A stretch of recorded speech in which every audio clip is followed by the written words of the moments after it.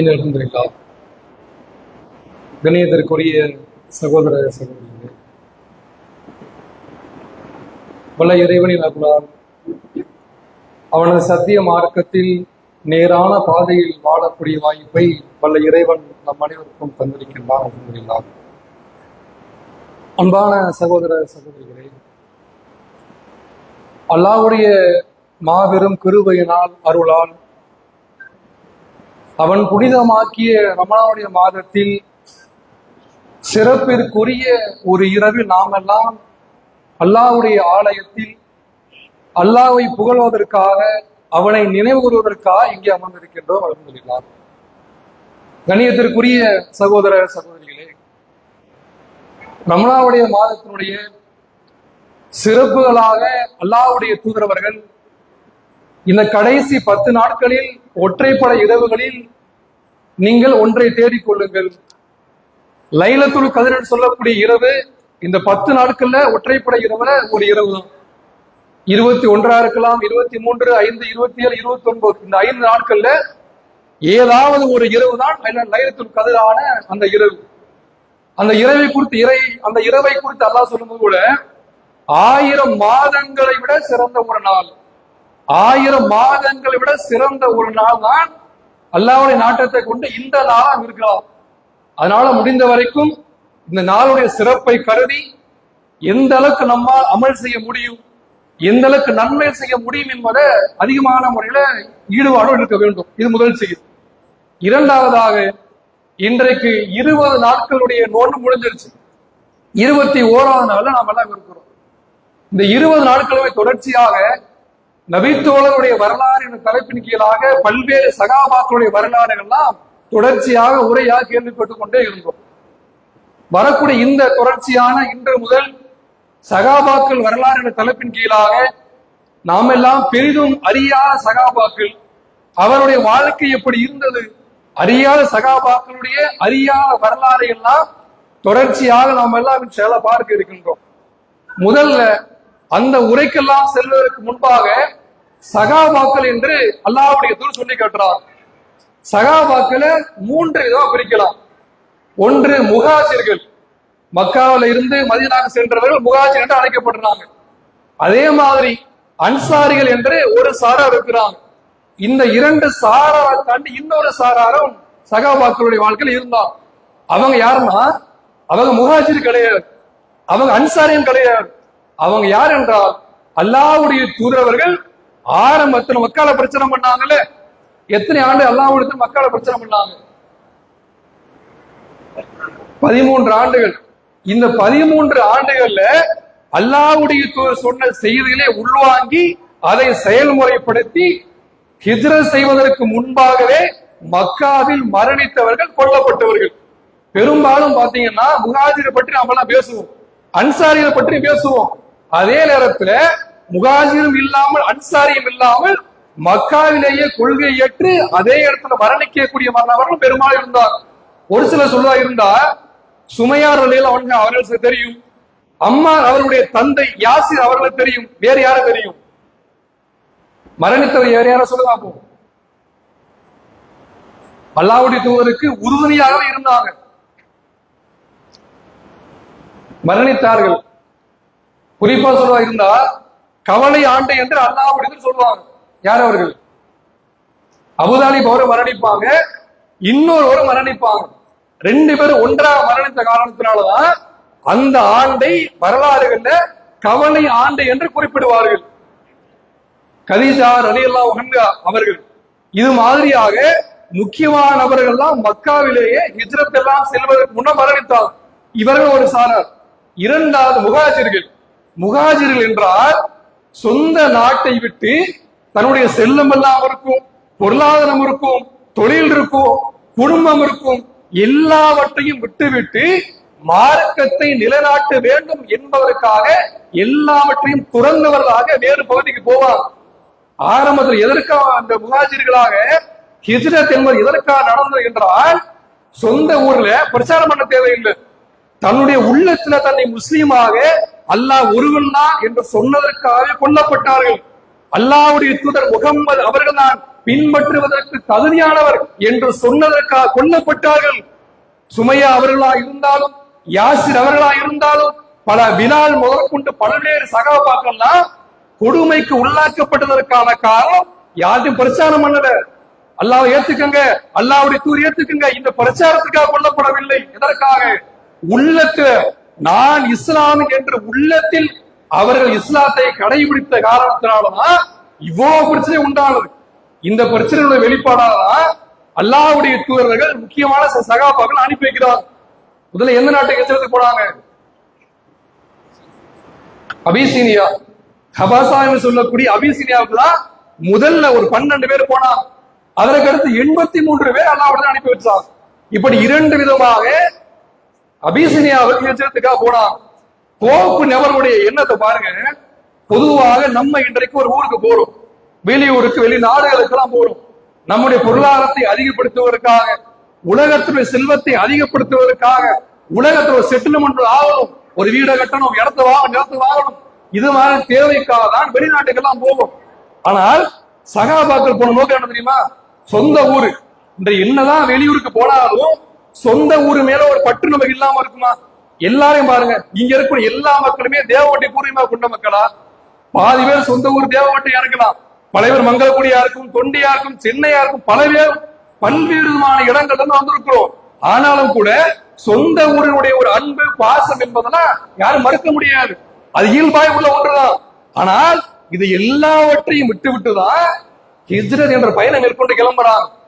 போக்கு நேரத்துல உணவு இருக்குமா தெரியாது, போகக்கூடிய இடம் எப்படி இருக்கும் தெரியாது, ஆட்சி செய்யக்கூடிய மன்னர் எப்படி இருப்பா தெரியாது, உணவு கிடைக்குமா, போக்குவரத்து எப்படி இருக்கும் எதுவுமே தெரியாது, செல்லக்கூடிய இடம் எப்படி தெரியாது, மீண்டும் உயிரோடு வருமானம் தெரியாது, எந்த நம்பிக்கையும் இல்ல. ஒரே நம்பிக்கை அல்லாஹ் சொன்னதற்காக, அல்லாஹ்வுடைய தூதர் சொன்னதற்காக எல்லாவற்றையும் துறந்தவர்களாக முஹாஜிர்களாக ஹிஜ்ரத்துடைய பயணம் மேற்கொண்டு போறாங்க. ஒரு சார அபிசீனியாவுக்கு போறாங்க, இன்னொரு சார எங்க போனாங்க? மதீனாவுக்கு போனாங்க. இந்த வரலாறுகள்ல முஹாஜிர் என்றவர்கள்லாம் எல்லாவற்றையும் விட்டு போனாங்க. இரண்டாவது சாரார் யாருன்னா அன்சாரிகள். இந்த அன்சாரிகள் என்பவர் யாருன்னா சொந்த பூர்வீக குடிமக்கள். மதீனாவுடைய உண்மையான பேர் என்ன சொல்லுங்க? மதீனாவுடைய ஒரிஜினல் பேர் என்ன? யஸ்ரிப். யஸ்ரிப் என்பதுதான் மதீனாவுடைய உண்மையான பேர். மதீனத்து நபி சொல்லுவாங்க. அதாவது மதீனாங்கிறது ஊர், நபியினுடைய ஊர். மதீனத்து நபி என்பதுதான் நாளடைவு மதீனா மதீனா சொல்லப்பட்டு மதீனாவே மாறிடுச்சு. மதீனாங்கிற ஊருடைய இயற்பெயர் என்னன்னு சொல்லா இருந்தா யஸ்ரிப் என்பதா மதீனாவுடைய ஒரிஜினலான பேர். இந்த யஸ்ரிப் வாசிகள் எப்படியானவங்கன்னா அன்சாரிகள் எல்லாருமே மதீனாவை பூர்வீகமாக கொண்டவர்கள், வேற ஊரெல்லாம் கிடையாது. அந்த ஊரிலே பிறந்தவர்கள், அந்த ஊரிலே வளர்ந்தவர்கள், அவர்கள் மட்டும்தான் அன்சாரிகளா இருந்தார். அவர்கள் தான் யஸ்ரிவாசியா இருந்தார். இந்த மக்களிடத்துல பல்வேறான தியாகங்கள் அதிகமாக இருந்துச்சு. பல செய்தியில கேள்விப்பட்டிருப்போம். இந்த தியாகங்களுக்கெல்லாம் பின்பாக என்ன இருந்ததுங்கிறத பார்க்கணும். முதல்ல மதீனாவுக்கு இந்த யஸ்ரிப் நகரத்தை இஸ்லாம் சென்றதுக்கான ஒரு வரலாறு பார்த்தீங்கன்னா, அல்லாஹ்வுடைய தூதரவர்கள் எல்லா மக்களுக்கும் பிரச்சாரம் பண்ணிட்டு இருந்தாங்க. ஆரம்பத்தில் யாருக்கும் தெரியாமல் அர்க்கம் என்று சொல்லக்கூடிய நபித்தோழர், ஒவ்வொரு பேரை குறிப்பிட்டு வச்சுக்கோங்க, பின்னாடி கேள்வி எல்லாம் கேட்கப்படும். அர்க்கம் என்று சொல்லக்கூடிய நபித்தோழர், அவருடைய வீட்டுலதான் அல்லாஹ்வுடைய தூதர்கள் யாருக்கும் தெரியாமல் ரகசியமாக முதல் பிரச்சாரம் செய்தது அர்க்கம் என்று சொல்லக்கூடிய நபித்தோழர் வீட்டுல தான். அதுக்கு அடுத்தபடியாக கொஞ்சம் கொஞ்சமாக பிரச்சாரத்தை பகிரங்கப்படுத்தினார். சந்தையில, ஹஜ்ஜு செல்லக்கூடிய மக்கள் இடத்துல, உம்ரா இது மாதிரி வணக்க வழிபாடு தாவம் செய்வதற்கு வரக்கூடிய மக்கள் இடத்துலலாம் அல்லாஹ்விடத்தில் கொஞ்சம் கொஞ்சம் பிரச்சாரம் பண்ணிட்டு இருக்கலாம். அதே மாதிரிதான் அல்லாஹ்வுடைய தூதருக்கு நபித்துவம் செய்தி வரக்கூடிய நபித்துவத்திலே 11ஆம் ஆண்டு மதீனால இருந்து ஒரு 6 பேர் வர்றாங்க. இந்த அன்சாரிகள் சொல்லக்கூடிய வரலாற்றினுடைய முதல் துவக்கம் இந்த 6 பேர் தான். இந்த 6 பேர் தான் மதீனாவில இருந்து தவாப் செய்யறதுக்காக மக்காவுக்கு வர்றாங்க, காபாவை தவாப் செய்ய வர்றாங்க, ஹஜ் செய்யறதுக்கு வர்றாங்க. வந்த இடத்துல அல்லாஹ்வுடைய தூதர் பிரச்சாரம் பண்றாங்க. பிரச்சாரம் பண்ணக்கூடிய செய்தி எல்லாம் கேட்கிறாங்க. சரியான கொள்கையா இருக்கு, அல்லாஹ் ஒருத்தனா இருக்க முடியும், அவனுக்கு இணை கிடையாது, துணை கிடையாது, சிறைகள் ஒரு சக்தியும் கிடையாது, நாமே இதய வெற்றையெல்லாம் வணங்க வேண்டும் என்ற எண்ணத்தோடு 6 பேரும் ரகசியமாக அல்லாஹ்வுடைய தூதரை சந்தித்து இஸ்லாத்தை ஏற்றுக்கொள்றாங்க. ஏற்றுக்கொண்டு அந்த மக்கள் 6 பேர் கிளம்பிடுறாங்க, போயிட்டாங்க. மறு ஆண்டு 12வது ஆண்டு நபித்துவத்தினுடைய 12ஆம் ஆண்டு சென்ற 6 பேர் இன்னும் சில மக்களுக்கு தாவா செய்து ஒரு 12 பேராக அடுத்த ஆண்டு வர்றாங்க. நபித்துவத்தினுடைய 12ஆம் ஆண்டு ஒரு 12 பேர் மொத்தமாக அல்லாஹ்வுடைய தூதர் சந்திக்க வர்றாங்க. சந்திக்க வரக்கூடிய நேரத்துல யாருக்கும் தெரியாமல் ரகசியமாக அதே போன்ற வர்றாங்க. ஹஜ் எல்லாம் முடிஞ்சிருச்சு. முடிஞ்ச பின்பாக அல்லாஹ்வுடைய தூதர் சந்திக்க வர்றாங்க. சந்தித்த அகபா என்று சொல்லக்கூடிய இடம் மினாவுக்கு அருகாமல் இருக்கக்கூடிய ஒரு கணவாய் கொட்டிய ஒரு பகுதி. அந்த அகபான்னு சொல்லக்கூடிய இடத்துல அல்லாஹ்வுடைய தூதர் சந்திக்கிறார். அல்லாஹ்வுடைய தூதர்களே, நீங்கள் சொல்லக்கூடிய கொள்கை சரிதான். நாங்கள் இந்த 12 பேரும் இஸ்லாத்தை ஏற்றுக்கொண்டோம். நாங்கள் 6 பேர் ஆல்ரெடி இஸ்லாம் ஏற்றுக்கிட்டோம். இந்த 6 பேர் சேர்ந்து மொத்தமாக 12 பேரும் இஸ்லாத்தை நாங்கள் வாழ்க்கை நிறைய ஏற்றுக்கொண்டோம் எல்லாம் சொல்லிட்டோம். சொன்ன உடனே அல்லாஹ்வுடைய தூதர்கள் அப்படியா சரி ஊருக்கு கிளம்புகள் சொல்லல. என்ன சொல்றாங்கன்னா, நீங்கள் உண்மையாக இஸ்லாத்தை ஏற்றுக்கொள்வதா இருந்தால் உங்களுக்கு சில நிபந்தனை என்பது இருக்கு. இந்த நிபந்தனை உட்பட்டுதான் உங்கள் வாழ்க்கை அமைத்துக் கொள்ளணும். முதலாவதாக நீங்கள் அல்லாஹ்வுக்கு இணை வைக்க கூடாது. அல்லாஹ்வுக்கு இணையாக யாரை வணங்கக்கூடாது. சரி, ஓகே. 2வது, எந்த பொருளையும் நீங்கள் திருடக்கூடாது. 2வது சொல்றாங்க, திருடக்கூடாது முக்கியமான ஒண்ணு. அதே மாதிரி அல்லாஹ்வுடைய சொல்லி காட்டுறாங்க, நீங்கள் யாருக்கும் அவதூறான வார்த்தை கொண்டு பேசக்கூடாது. இன்றைக்கு நாமெல்லாம் நோன்பாளையில இருந்தும் கூட பல நேரங்களில் பிறர் பற்றி புறமேசி கொண்டிருப்போம், பிறரை பற்றி அவதூறு பேசிக் கொண்டிருப்போம். மார்க்கத்துல தடை செய்யப்பட்டது என்பது விளங்கியும் கூடாம இருக்கும். அல்லாஹ்வுடைய தூதரவர்கள் நேர்வழிக்கு வரக்கூடிய நேரத்துல இதுதான் உங்களுக்கான கட்டளை, இது எல்லாவற்றையும் ஏற்றுக்கொள்ளுங்கிற மாதிரி சொல்ல வருவாங்க. அதுல குறிப்பா சொல்றாங்க, உங்களுடைய பெண் குழந்தைகளை நீ கொல்லக்கூடாது. உங்களுக்கு ஆண் குழந்தை பிறக்கும், பெண் குழந்தை பிறக்கும். அந்த பெண் குழந்தைகளை நீங்கள் ஒருபோதும் கொல்லக்கூடாது அல்லாஹ்வுடைய தூதர் சொல்றாங்க. ஏன் சொல்றாங்கன்னா, அன்னைக்கு 2 விதமான விஷயங்கள் சமுதாயத்துல இருந்துச்சு. ஒன்று, பெண் குழந்தை பிறந்துட்டாலே ஒரு பாவமான ஒண்ணு. என்ற எண்ணத்தோடு அவர்கள் தான் அடக்கம் செஞ்சிருவாங்க, உயிரோடு அடக்கம் செஞ்சிருவாங்க. இன்னொரு நபித்தோழர் வர்றாரு, அறியாமை காலத்துல இருந்து நேரடி வந்துட்டார். அல்லாஹ்வுடைய சந்திக்கிறார். அல்லாஹ்வுடைய தூதர்களே, நான் அறியாமை காலத்துல எந்த அளவுக்கு ஜோசியம் இந்த குறியில ரொம்ப ஆர்வமா இருந்தேன்னு பாத்தீங்கன்னா, ஒரு முறை குறிகாரன் போய் குறி கேட்கிறோம். அப்ப ஜோசியர் என்ன சொல்றாருன்னா, உங்களுடைய குழந்தை மூலமாக உங்கள் உயிருக்கு பாதிப்பு ஏற்படும். உங்களுடைய குழந்தை சின்ன குழந்தை தான், ஒரு 10 வயது நிரம்பாத ஒரு பெண் குழந்தை. அந்த குழந்தையின் மூலமாக உங்கள் உயிருக்கு பாதிப்பு ஏற்படும் என்று குறிகாரன் சொல்லிட்டார், ஜோசியக்காரன் சொல்லிட்டான். இவர் என்ன செய்யறாரு, அதை நம்பி நான் என்னுடைய வீட்டுக்கு போனேன். வீட்டுக்கு போன நேரத்துல என்னுடைய பெண் குழந்தை வீட்டில் இருந்தா, விளையாடி கொண்டு இருந்தா. அந்த குழந்தையை தூக்கி வந்து ஒரு கிணற்றுக்குள்ளே நான் போட்டேன். உயிரோடு தான் வளர்த்த தன்னுடைய பெண் குழந்தையை கொண்டு வந்து தண்ணிக்குள்ள தூக்கி போடுறாரு அந்த நபித்தோழர் அறியாமை காலத்தில். போட்ட பின்பாக அந்த குழந்தை தந்தையை பார்த்து கதறி கொண்டிருக்கு, அத்தா காப்பாற்றுங்க, தந்தையை காப்பாற்றுங்கன்னு குழந்தை கதறி கொண்டிருக்கிற தந்தையுடைய கண்களுக்கு முன்பாக. எவ்வளவு வேதனையா இருக்கும். அவர் என்ன செஞ்சார் தெரியுமா, என்னுடைய குழந்தை மரணத்தை கடைசி நேரத்தை அடைந்ததை நான் பார்த்து கொண்டு இருந்தேன், கதரை கொண்டு அழுது கொண்டு இருக்குது. அதை பார்த்து நான் ஆனந்தத்தோடு சிரித்துக் கொண்டு இருந்தேன். எவ்வளவு பெரிய மோசம். இப்படி அறியாமல் வாழ்ந்தார்கள். கடைசி அந்த குழந்தை மரணித்து விட்டது. அல்லாஹ்வுடைய தூதர்கள் இந்த செய்தி கேட்கும் போது கண்களில் கண்ணீர் வடித்தவர்களாக இருந்தாங்க. இந்த அளவுக்கு அறியாமல் நீங்களா இருந்தீங்களா என்று கேட்கக்கூடிய அளவுக்கு அறியாமல் உச்சத்தில் இருந்தாங்க. பாசம், குழந்தை நேசம் எதுவும் கிடையாது. அறியாமை, ஜோசியம், மூலப்பழக்கம், இப்படி மூளை கடந்த சமுதாயத்தில் இருந்த மக்களிடத்துலதான் அல்லாஹ்வுடைய தூதர் சொன்னாங்க, நீங்கள் உங்கள் பெண் குழந்தைகளை கொல்லக்கூடாது. இது எல்லாவற்றையும் கட்டுப்படக்கூடிய மக்களா நீங்க இருக்க வேண்டும் சொல்றாங்க. அதையும் ஏற்றுக்கொண்டு அந்த மக்கள் சரி நாங்கள் எல்லாவற்றையும் உடன் போறோம்னு ஒப்பந்தம் போட்டாச்சு. ஒப்பந்தம் போட்டு கிளம்பிட்டாங்க. அடுத்த ஆண்டு எத்தனாவது ஆண்டு? 13வது ஆண்டு. கரெக்டா இருக்கு. 13வது ஆண்டு அதே மாதிரியாக அதே போன்ற சகாபாக்கள் வர்றாங்க. எத்தனை பேர் வர்றாங்கன்னா 73 ஆண்களும் 2 பெண்களும். இந்த 12 பேர் வந்துட்டு போனாங்கல்ல 12ஆம் ஆண்டு. அந்த நேரத்துல அல்லாஹ்வுடைய தூதர் 2 பேர் அனுப்பி வைப்பாங்க. நீங்க 2 பேரும் போங்க, நீங்கள் 2 பேரும் சென்று எல்லா மக்களுக்கும் அழைப்பு பணியை செய்யுங்க. 2 பேரும் அனுப்பி வைப்பாங்க. யாரும் தெரியுமா? ஒண்ணு கண் பார்வை தெரியாத நபித்தோழர் அப்துல்லா பின் உம்மி மக்தூம் ரலியல்லாஹு சொல்லக்கூடிய கண் பார்வை தெரியாத நபித்தோழரை மதீனாவுக்கு அனுப்பிக்கிறான். இன்னொரு நபர் அபூபக்கர் ரலியல்லாஹு அவர்களை போன்றே செல்வத்திலையும் உயர்ந்தவராக இருந்தாங்க. கடைசி காலங்கள்ல கூட அவர் கஃன் ஆடை இல்லாமல் ஒரு சிரமமான அளவுக்கு பாதிக்கப்பட்டார். கஃன் ஆடையில இருந்தா தலையை மறைச்சா கால் தெரியுது, காலை மறைச்சா தலை தெரியுது. அதனால தலையெல்லாம் மூடிவிட்டு இதுஹீன் சொல்லக்கூடிய புற்களை கொண்டு காலை மறைத்தாங்க. அவர் வாழக்கூடிய நேரத்துல சகாபாக்களை எப்படி சொல்லுவாங்கன்னா, நாங்கள் இவரோடு நேசம் வைப்பது ஆசைப்படுவோம். இவர் ஒரு பகுதியில வந்தாருன்னா அந்த பகுதி முழுவதுமாக நறுமணம் கமலக்கூடிய அளவுக்கு நறுமணத்தோடு வந்து கொண்டு இருப்பாரு. அந்த அளவுக்கு ஒரு சிறப்பான நபித்தோழர் முஸஅப் பின் உமைர் ரலியல்லாஹு அன்ஹு சொல்லக்கூடிய நபித்தோழர். வரலாறுல பார்க்கும்போது உஹது போர்கள் நடந்துச்சு. உஹது போர்க்களத்துல முக்கியமான ஒரு வதந்தி வந்துச்சு. என்ன அப்படின்னா, அல்லாஹ்வுடைய தூதரை கொலை செஞ்சுட்டாங்க, அல்லாஹ்வுடைய தூதர் மரணிச்சுட்டாங்கன்னு வதந்தி வந்துச்சு. அந்த வதந்திக்கான காரணம் என்னன்னு பாத்தீங்கன்னா, முஸஅப் பின் உமைர் அவர்கள் தான் அல்லாஹ்வுடைய தூதருடைய தோற்றத்தை போன்று அந்த கேடயமா இருந்தாலும் தலையில மாட்டக்கூடியதா இருந்தாலும் எல்லாம் பாத்தீங்கன்னா அல்லாஹ்வுடைய ஒப்பனையாவே செஞ்சுக்கிட்டு இருந்தாங்க. இவர் தான் அல்லாஹ்வுடைய இவர் கொல்லப்பட்டாரு, போர்ல வீரமரம் அடைஞ்சிட்டாரு. இதை பார்த்த எதிரிகள் தான் முஸஅப் பின் உமைர் அவர்கள் மரணிச்சதா அல்லாஹ்வுடைய தூதர் மரணிச்சதான்னு செய்தி கிளப்புறாங்க. அப்ப அல்லாஹ்வுடைய தூதருக்காக உயிரை இழந்த ஒருவர் தான் முஸஅப் பின் உமைர் அவர்கள்.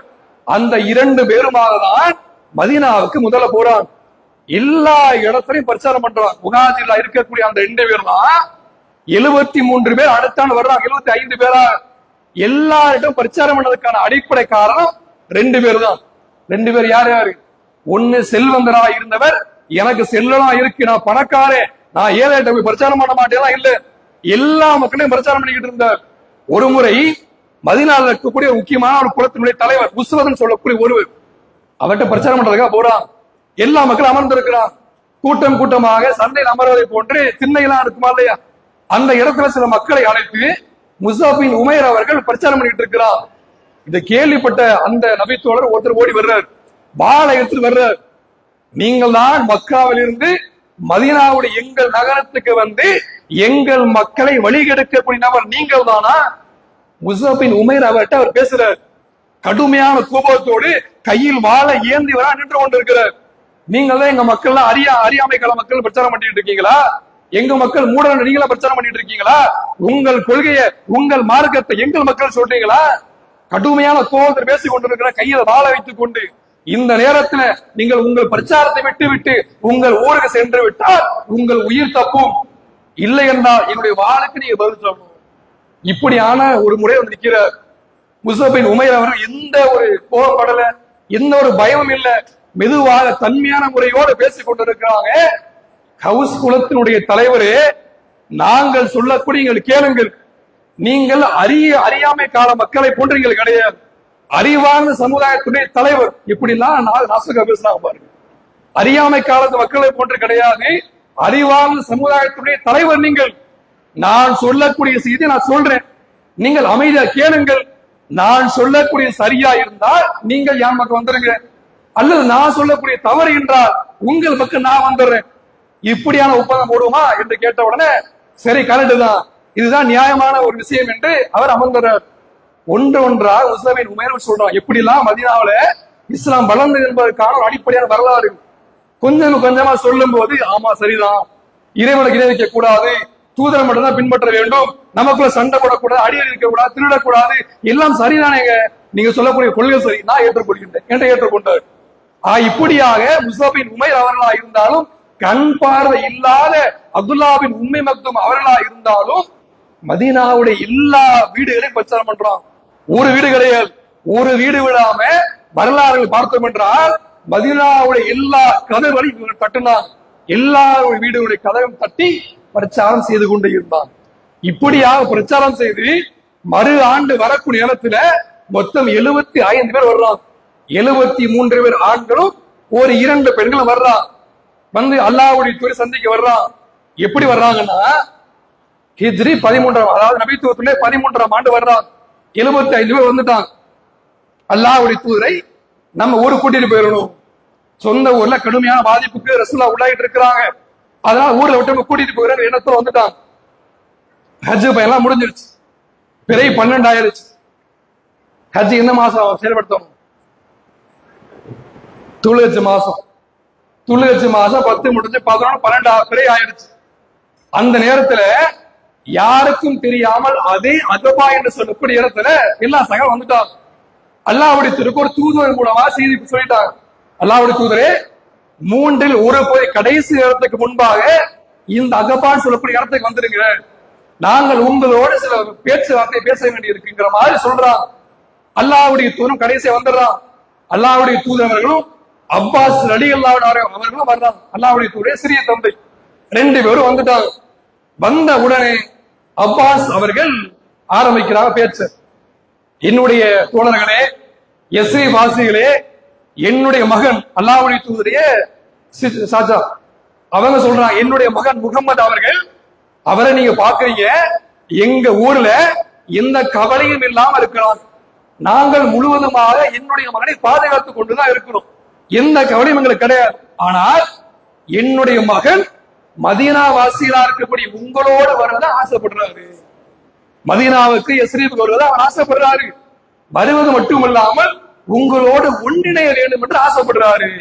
ஆனால் உங்கள் பகுதிக்கு என்னுடைய மகனை நீங்கள் அழைத்து செல்வதாக இருந்தால் அவருக்கு முழுவதுமாக பாதுகாப்பு தர முடியும் என்று அழைத்துட்டு போங்க. அதே நேரத்தில் அவரை அழைத்து செல்லக்கூடிய நேரத்தில் எதிரிகள் உங்களை தாக்க வந்தால் என்னுடைய மகனை நீங்கள் எதிரிடம் சமர்ப்பித்து விடக் கூடாது. அப்படி என்றால் விட்டுட்டு போயிருங்க. நீங்க பயத்துல, உயிர் பயத்துல என்னுடைய மகனை முகமது அல்லாஹ்வுடைய தூதர் அவர்களை எதிர்கட்டு விட்டுட்டு போயிருங்கன்னு ஒரு பயம் இருந்தா இப்பயே விட்டுட்டு போயிருங்க என்று அப்பாஸ் அவர்கள் தன்னுடைய மகனா இருக்கக்கூடிய அல்லாஹ்வுடைய தூதரை குறித்து பேசிக் கொண்டிருக்கிறார். அந்த நேரத்துல ஒரு நபித்தோழர், பல்வேறு நபித்தோழர் ஒரு பேசிக்கிட்டே இருப்பான். அது முக்கியமான ஒருவர் காஃபி இப்னு மாலிக் ரலியல்லாஹு அன்ஹு சொல்லக்கூடிய நபித்தோழர். இந்த தீர்ப்பெல்லாம் நிறுத்தி வைக்கப்பட்ட 3 பேரை கேள்விப்பட்டிருக்கும். நபி யுத்தத்துல போருக்கு போகாம கொஞ்சம் அசால்ட்டா இருந்துருவாங்க. அதுல ஒருவர் காஃபி இப்னு மாலிக் ரலியல்லாஹு அன்ஹு அவர்கள். அவங்க சொல்றாங்க, அப்பாஸ் அவர்களே, நீங்கள் சொல்லப்படி நான் கேட்டுட்டோம். சரி, ஓகே, அல்லாஹ்வுடைய தூதரே நீங்கள் பேசுங்க. நீங்கள் என்ன சொல்ல வேண்டுமோ எங்கள்கிட்ட சொல்லுங்க. நாங்கள் ஒரே வார்த்தையா சொல்றோம், அல்லாஹ்வும் அல்லாஹ்வுடைய தூதரா இருக்கக்கூடிய நீங்களும் எங்களிடத்துல எதை வேண்டுமானாலும் எடுத்துக்கொள்ளுங்கள். வேற எந்த கேள்வியும் கிடையாது. எதை வேண்டுமா எடுத்துக்கணும்னு சொல்லிட்டான். சொன்ன பின்பா அல்லாஹ்வுடைய இன்னும் ஒரு 4-5 செய்தி சொல்றான். நீண்ட செய்தி சுருக்கமா சொல்றாங்கன்னா ஒரு சில ஒப்பந்தங்கள்லாம் போடப்படுது. கடைசியாக ஒவ்வொரு நபித்தோழரா ஒரு பேசிட்டு இருக்கிறான். அப்ப பராவுக்கு மாளிகை சொல்லக்கூடிய ஒரு நபித்தோழர், சொல்லக்கூடிய நபித்தோழர் அவர் கேட்கிறார், அல்லாஹ்வுடைய தூதரவர்களே, உங்களை எங்கள் ஊருக்கு நான் அழைத்துட்டு போறோம். உங்களை முழுவதும் பாதுகாத்துக் கொள்றோம். எப்படி பாதுகாப்போம் என்றால், எங்களுடைய பிள்ளைகளை, எங்களுடைய மனைவியை, எங்கள் குடும்பத்தாரை, எங்களை நாங்கள் எப்படி பாதுகாத்துக் கொள்வோமோ அதே போன்று உங்களை பாதுகாத்துக் கொள்வோம். அல்லாஹ்வுடைய தூதர் கேட்பாங்க. கேட்டதை பின்பு அதே போல பாதுகாத்துக் கொள்வோம். எங்களை சாதாரண மக்களான எண்ணி விடாதீர்கள்.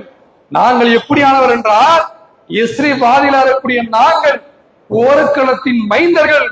அதிகமான நாட்கள் போர்க்களத்தில் தான் எங்கள் வாழ்நாள் கழிந்தது. நாங்கள் கவச ஆடையை பயன்படுத்திக் கொண்டு இருக்கிறோம். நாங்கள் எந்த நேரமா இருந்தாலும் பரம்பரையாக போர்க்களத்தில் திளைத்தவர்கள். நாங்கள் உங்களை பாதுகாப்போம். வீரமான உரையோடு அல்லாஹ்வுடைய தூதர்கிட்ட பேசிக் கொண்டு இருக்கிறோம்.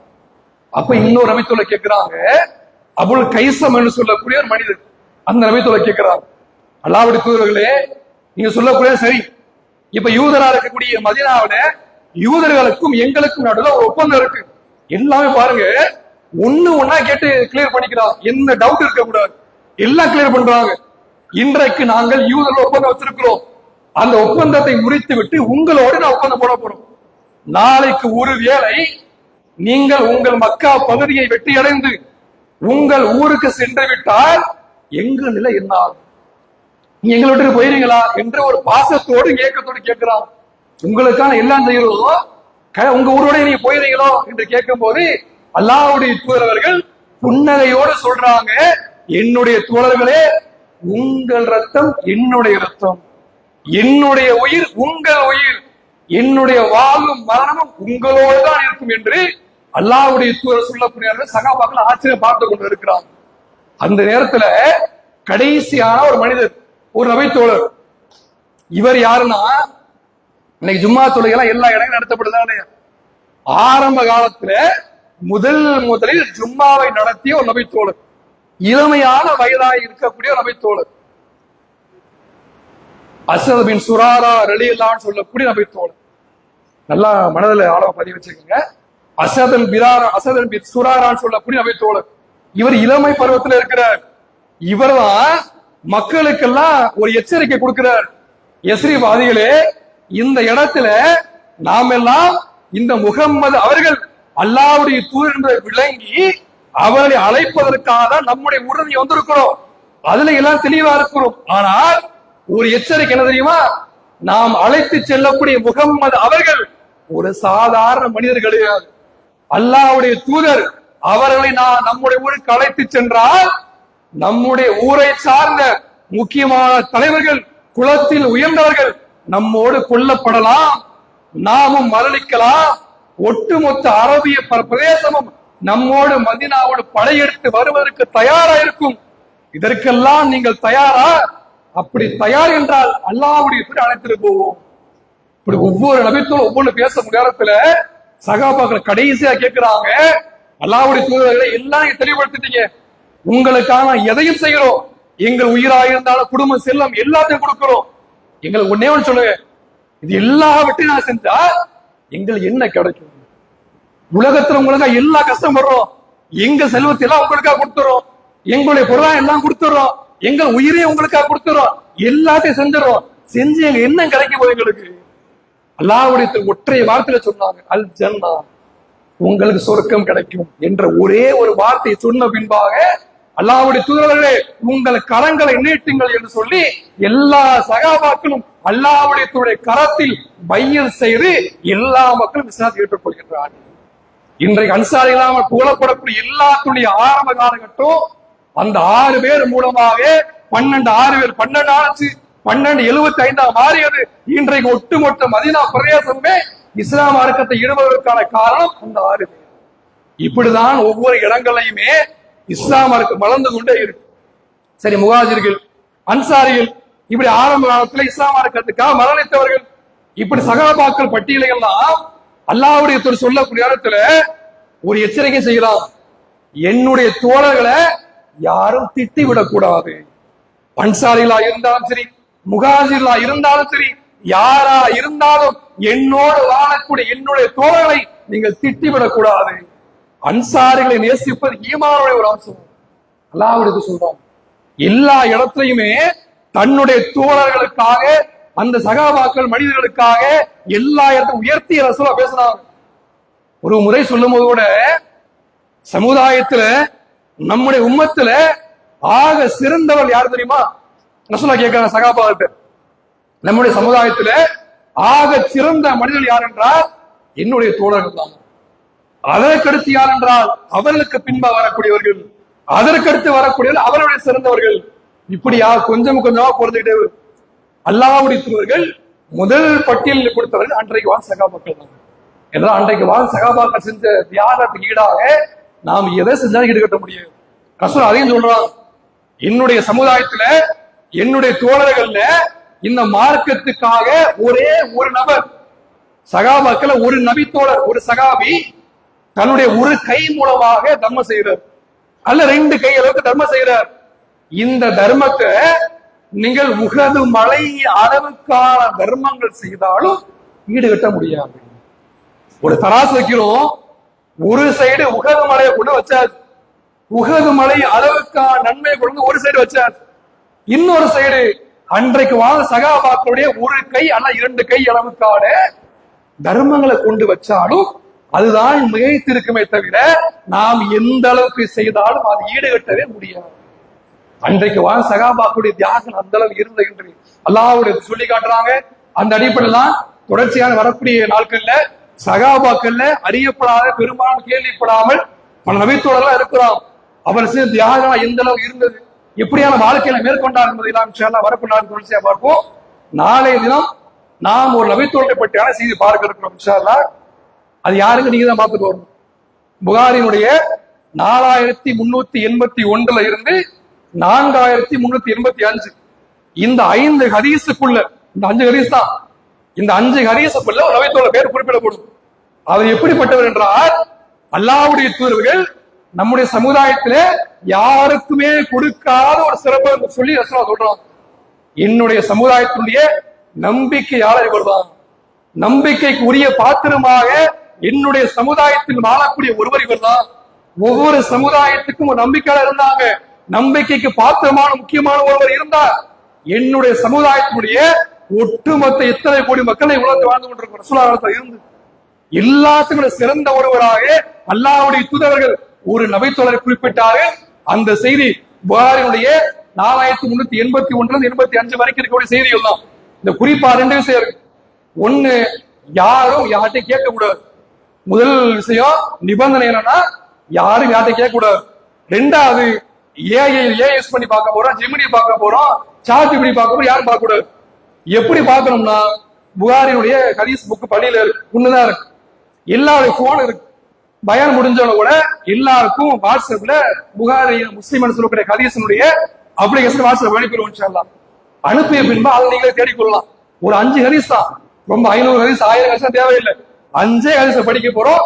அந்த 5 ஹதீஸுக்குள்ள வரக்கூடிய ஒரு நபி சொல்லப்பட்டினா நாளை பார்க்க இருக்கிறோம். இன்ஷா அல்லாஹ் நம்பிக்கைக்குரிய ஒருவரை பார்க்கும் நேரத்தில் நாமும் நம்பிக்கை நடந்து கொள்ள வேண்டும். ஒரு ஆரம்பத்தில் சொல்லக்கூடிய ஒண்ணுதான், சும்மா ஈஸியா கேட்டோம் சொல்லணுங்கிற மாதிரி போயிடாம ஒரு தேர்தல் நமக்குள்ள ஆரம்பமா இருக்கும். அதனால சொல்லக்கூடிய செய்தி. அதனால 4381 இருந்து 4385 இந்த 5 ஹதீஸுகளுக்குள்ளாக ஒரு நபித்தோழர் வரலாறு குறிப்பிடப்படுகின்றது. அவர் எப்படி நாளை பார்ப்போம். ஒரே ஒரு அறிவிப்பு என்னவென்றால், நாளை மற்றும் நாளை மறுநாள் 2 நாள்ல மாநில தலைமையில இருந்து ஜக்காத் வசூல் பண்ணுவதற்காக நம்முடைய ஊருக்கு நாளைக்கு வரலாம். இன்ஷா அல்லாஹ் ஜக்காத் எல்லா மக்களும் பெரும்பாலும் தொழில இருந்து, வீடுகள் இருந்து, நகையில எல்லாம் வச்சிருப்போம். இப்படி இருக்கும் நேரத்துல ஜக்காத் கடமையான ஒண்ணு. கொடுத்த மக்களாக பரவாயில்ல, அப்படி கொடுக்காத மக்களா இருந்தோம்னா நிர்வாகத்திடம் கொண்டு உங்களுக்கு எந்த அளவுக்கான ஜக்காத் இருக்குங்கிறத சொன்னீங்கன்னாலும், அல்லது எங்களுக்கு கணக்கு பண்ண தெரியலன்னு சொன்னாலும் கூட உங்கள் பேரை குறிப்பிட்டீங்கன்னா நாளைக்கு வரக்கூடிய மாவட்டத்தில் நிர்வாகத்தில் ஆள் வருவாங்க, உங்களுடைய கணக்கு என்னங்கிறத பார்த்து அதுக்கான ரசீதை கொடுத்து வாங்கிட்டு போயிடுவாங்க.